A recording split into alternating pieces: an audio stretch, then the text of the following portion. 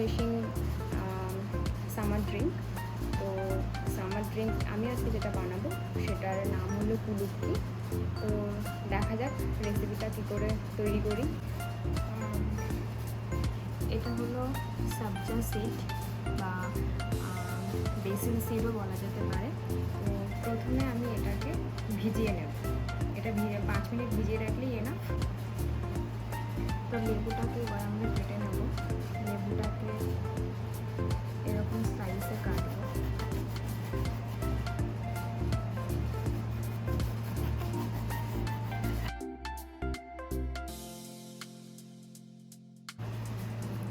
এরপর লঙ্কাটাকে মাছ বরাবর এরকম চিড়ে নেব।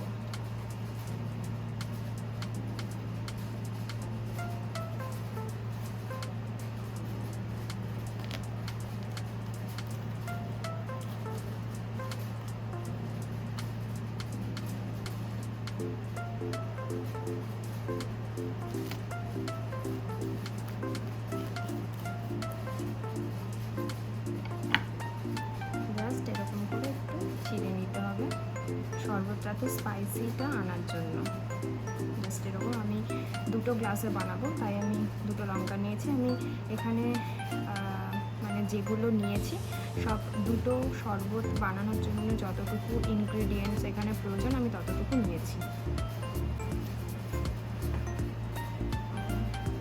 কিছু ফ্রেশ পুদিনা পাতা লাগবে, তো সেগুলো আমি নিয়ে নিলাম। ফ্রেশ পুদিনা পাতা,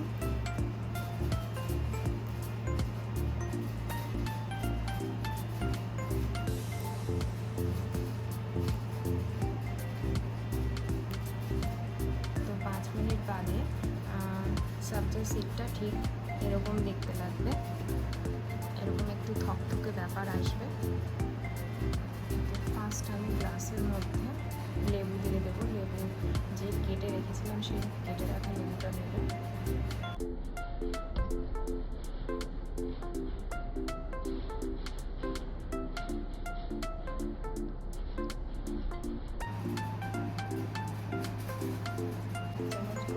মধু দেব, চাইলে এখানে চিনিও দেওয়া যেতে পারে।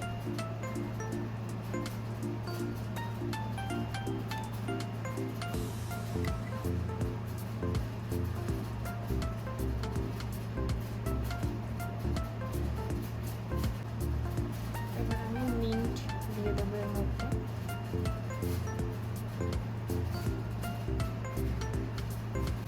এরপর আমি সাবজা সিড ঢেলে দেবো।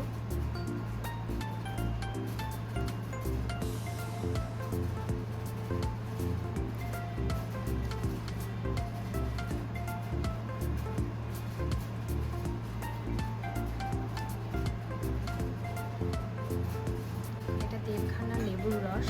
তো 2 গ্লাসের জন্য মানে আমার এই সাইজের যে গ্লাস, এতে 1.5খানা লেবুর রসই এনাফ। তো এবার এটা আমি এর মধ্যে ঢেলে দেবো।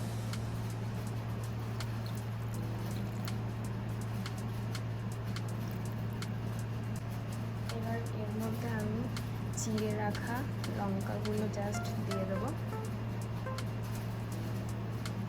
দিয়ে জল ঢেলে দেবো।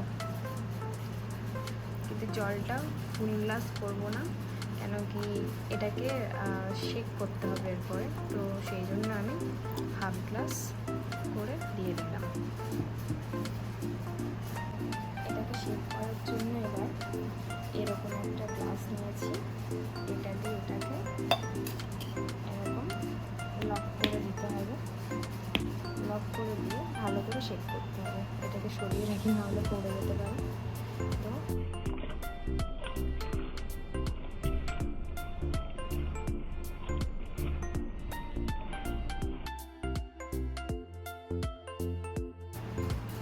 এবার আমি আইস কিউবটা ঢেলে দিচ্ছি।